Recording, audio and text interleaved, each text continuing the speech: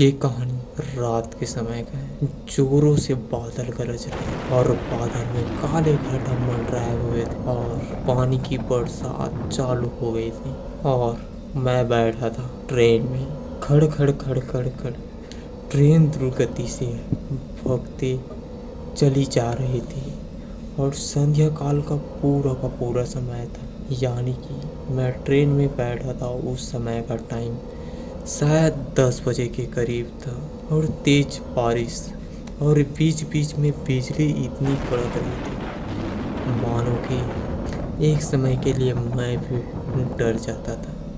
इतना बेहद और रोमांचक टाइप का दृश्य बन चुका था उस टाइम कि आप सोच भी नहीं सकते। तेज बारिश और बीच बीच में बिजली की चमक वातानुकूलित कोच की डिब्बियों से अपनी उपस्थिति दर्ज कर रही थी।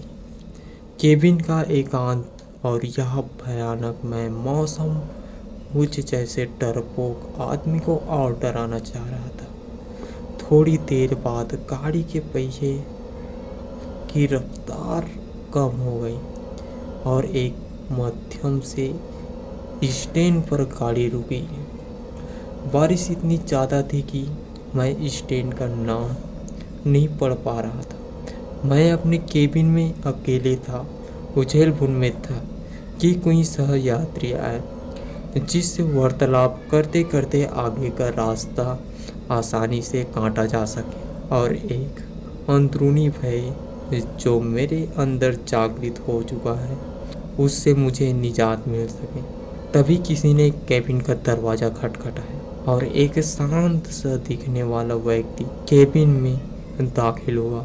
अपना सामान आदि व्यवस्थित करने के बाद वो मेरे तरफ देखकर मुस्कुराया और मेरी तरफ हाथ आगे बढ़ाकर उसने अपना परिचय दिया। हेलो, मैं मिस्टर घोष हूँ। वो बोला, मैं कोलकाता जा रहा हूँ पुनर्जन्म के संबंधित एक कार्यशाला में भाग लेने के लिए। मैंने उसे बताया कि मैं कानपुर के व्याख्याता के पद पर और पटना जा रहा हूँ। उसने कुछ खाने का सामान निकाला और मुझे भी खाने हेतु आग्रह किया, किंतु मैं बहुत सशंकित व्यक्तित्व का प्राणी। ट्रेन में किसी अजनबी के द्वारा दिए गए खाने को लेना असंभव था मेरे लिए।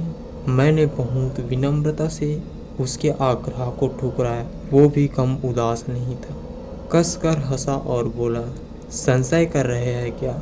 मेरे ऊपर अभी तो कुछ नहीं, देखिए आगे क्या क्या होता है।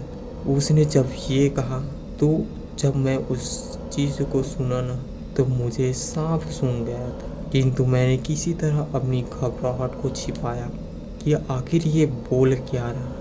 और कोई स्टेशन आने पर वो उतरा और ट्रेन चलने के बाद किसी दूसरे कंपार्टमेंट से चढ़कर फिर आ जाता। पूछने पर बोलता कि बीच बीच में रेलवे की नौकरी भी कर लेता हूँ। थोड़ी देर बाद में वह विभिन्न विषयों पर चर्चा करने लगा। उसने बोला कि पुनर्जन्म से संबंधित बातें प्रारंभ की और पुनर्जन्म को अंधविश्वास बताया। थोड़ी देर बाद उसने मुझसे पूछा कि क्या तुम भूत प्रेत पर विश्वास करते हो? मैंने कहा बिल्कुल।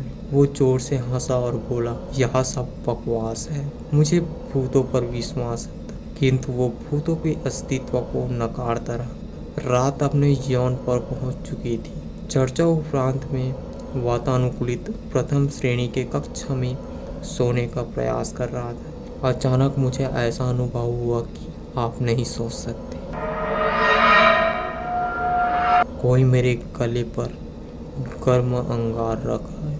मैं हड़बड़ाकर उठा और इधर उधर देखा तो वहाँ कहीं कोई नहीं था मेरे अलावा, और उस कक्ष में मेरा वही सहयात्री था जो सामने की बर्थ पर लेटा घोड़े बेचकर सो रहा था और खर्राटे मार रहा। मैं फिर सोने का प्रयास करने लगा। अभी आंख लगी ही थी कि मुझे अपने पेट पर बहुत तेज दबाव और हंसने की तेज आवाज़ सुनाई दी।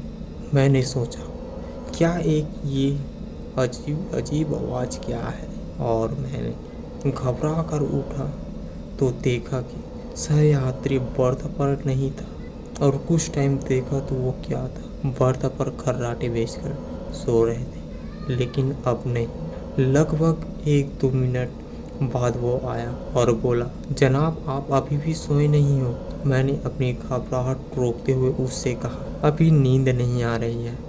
और मैंने अपने बैग से एक मैगजीन की बुक निकाली और उसने पढ़ने का नाटक करने लगा। सहयात्री भी बर्थ पर लेट गया और कुछ देर में उसके खर्राटे कैबिन में गूंजने लगे। मैं भी थोड़ी निश्चिंत हुआ और बर्थ पर आंख बंद कर लेट गया। ट्रेन कभी धीमी होती तो कभी रफ्तार पकड़ लेती, लेकिन मेरे दिल ने अब तक तेज रफ्तार ही पकड़ रखी। भय और घबराहट के कारण लघु शंका की इच्छा अपने आप जाग जाती और मैं टॉयलेट की तरफ मुड़ा।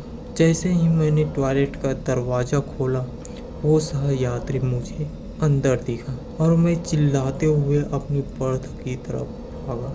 देखा तो वह सहयात्री इत्मीनान से अपनी बर्थ पर सो रहा है। मैंने घबराहट में उसे जगाया। वो बोला, अरे क्या हुआ? इतना मासूम लग रहा था कि वो जैसे कुछ नहीं जानता हूँ।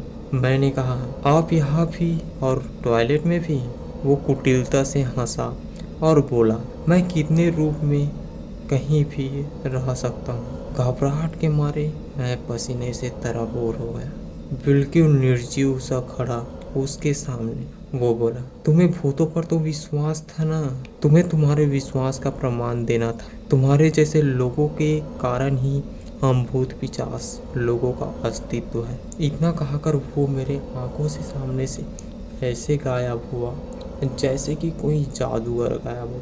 मैं डर के मारे अवाक और निर्जीव सा अपनी बर्थ पर बैठा था। तभी केबिन के अंदर टिकट निरीक्षक आया। उसका चेहरा देखकर मुझे बेहोशी छाने लगी, क्योंकि यह वही सहयात्री था मेरा, और वो टिकट चेक कर मुस्कुराता हुआ चला गया। तो दोस्तों, आज का कहानी यहीं पर एंड करते हैं। फिर मिलते हैं एक न्यू इंटरेस्टिंग स्टोरी के साथ। तब तक के लिए आप लाइक सब्सक्राइब जरूर कर देना।